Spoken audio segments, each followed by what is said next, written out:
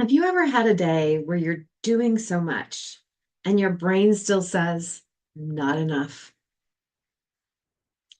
If you're a busy mid-career professional, especially if you're the one everyone counts on, this video is for you. Because negative self-talk can sound like motivation, but it often turns into pressure, and pressure can be exhausting. A quick note. This is skill support and not therapy. I'm going to give you a few simple tools you can use today. Let's make this interactive. Which one sounds most like your inner critic lately?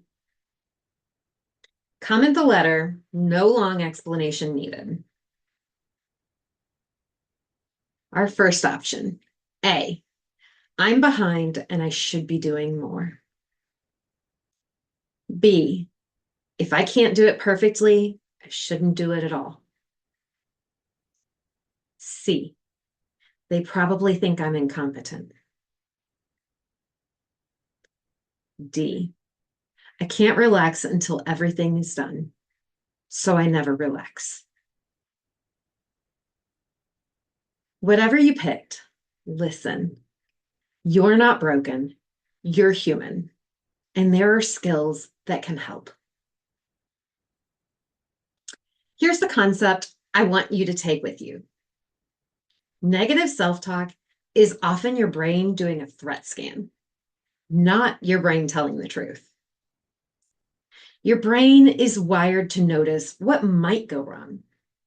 So when you're tired, stressed, or carrying a lot, your inner voice gets louder and harsher.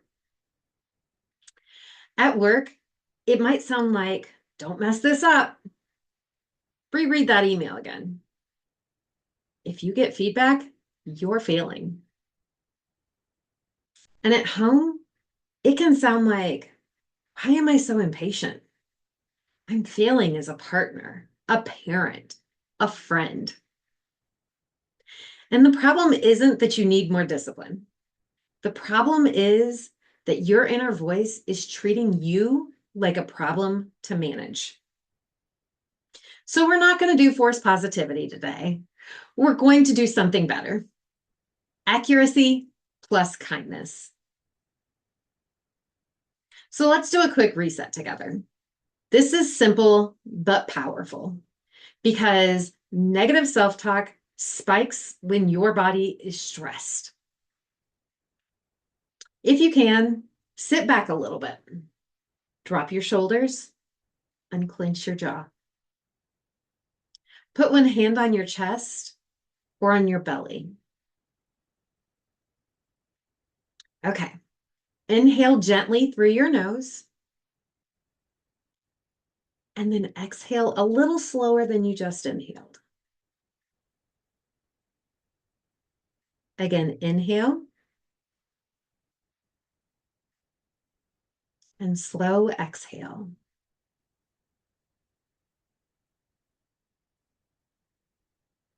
As you exhale slowly, you're telling your nervous system, we're safe enough in this moment. Now, quietly, in your head, label the thought, not as truth, but just as a thought. Try one of these. This might not be, this is my not enough story. My brain is doing that threat scan thing again. That's it. You just created space. And space is where choice lives. Okay. This is the part that creates real change. Grab the notes app on your phone or a piece of paper and a pen or pencil, just something to take notes in. Okay. Pause and write. Question 1. What is the number one tell negative self-talk is running the show for you right now, at home or at work? Question number 2. What practice will you use for the next 24 hours? Question number 3. What is one 24-hour boundary you will set to protect your energy? Write one sentence of what exactly you'll say.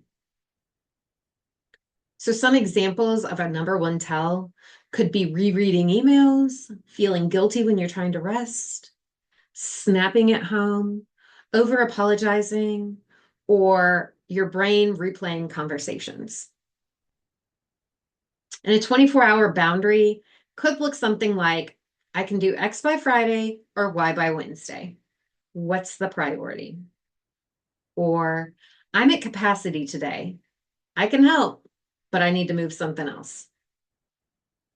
I'll give you a few seconds on those questions. Seriously, pause the video if you need to.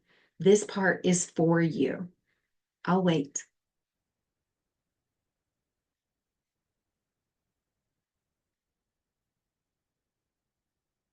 All right. If you wrote even one line, that counts. You're practicing a new pattern. So let's troubleshoot 2 really common barriers, because this is where people sometimes get stuck. Our first barrier. But what if I lower the pressure and I get lazy? This is a big one. If your inner critic has been your main driver, kindness can feel really risky. Here's the truth. Pressure isn't the same as leadership. You can take action without being mean to yourself. Try this script. I don't need to be harsh to be effective. I need to be clear. Our second barrier that comes up.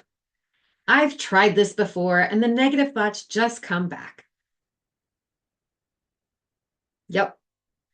That's because your brain has practiced that pathway for years. The goal is not to never have a critical thought ever again. The goal is notice it sooner, recover faster, and choose your next step. Use one of these quick scripts in the moment. That's a thought, not a fact. What's one next step? Or, I'm having a hard moment.